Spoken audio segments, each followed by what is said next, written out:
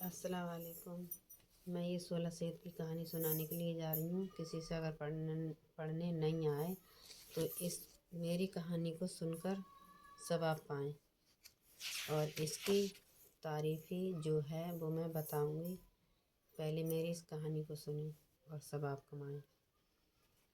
کسی شہر میں ایک بادشاہ تھا جس کے یہاں کوئی اولاد نہیں تھی۔ ایک دن صبح سویرے جب وہ دانت صاف کر رہا تھا تو کسی سائل کی آواز آئی۔ فوراً ہی بادشاہ نے ہیرے سے بھری ہوئی تھال ایک پیش کی۔ سائل نے منہ پھیر لیا اور لیے بغیر چل دیا۔ بادشاہ کو سخت افسوس ہوا۔ اس نے دربار عالم جمع کیا اور نکاح کی وجہ سے پوچھی۔ سائل نے کہا، میں بانجھ گھر میں سے کچھ نہیں لینا چاہتا۔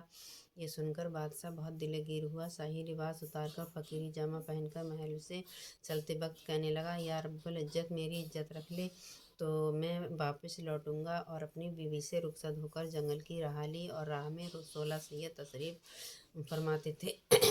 انہوں نے راجا کو بلوایا، لیکن راجا نے کہا، میں واپس جب آ سکتا ہوں جب میری امید پوری ہوگی، اس وقت لوٹوں گا۔ یہ ہے 16 سید کی کہانی، جس سے ہر کسی کی مراد پوری ہوتی ہے، اٹکے ہوئے کام پورے ہو جاتے ہیں۔ امید ہو تو مانو، اور یقین نہیں کرو تو کوئی بات نہیں ہے۔ انہوں نے کہا کہ تمہاری امید پوری ہوگی، ضرور پوری ہوگی۔ تم ادھر ادھر سنو، کل 15ویں تاریخ ہے۔ تم کل غسل کرنا اور سحری کر کے 16ویں کا روزہ رکھنا اور 4 رکعت نماز نفل 16 سیدوں کے نام کے ادا کرنا۔ تل اور کھجور سے روزہ کھولنا۔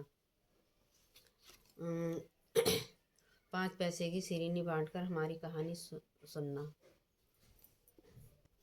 سوری، کوئی آ گیا تھا اس لیے میں نے ویڈیو روک دیا۔ اب میں تمہیں پھر سناؤں گی کہانی، پھر سے سناؤں گی۔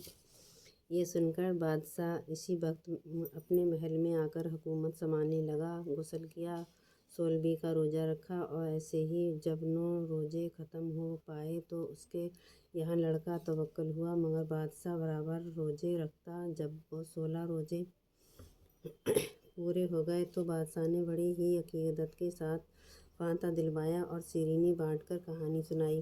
محل کے قریب ایک جھونپڑیاں رہتی تھیں۔ اس نے بادشاہ سے دریافت کیا کہ اس کے یہاں کس طرح سے اولاد ہوئی۔ بادشاہ نے فرمایا، یا بڑی اماں یہاں تشریف لائیں اور فاتح کا کھانا کھائیں تو میں بتاؤں گا۔ جب بڑھیا شکم سیر ہو کر کھانا کھا چکی۔ فرینڈ، یہ کہانی ہماری خراب ہو گئی، سوری۔ ہم دوسری کہانی پھر سنائیں گے تسلی میں۔ اس ٹائم پہ ہم نہیں سنا پائیں گے، آدھی سنا دی، آدھی رہ گئی، پھر سنائیں گے پوری۔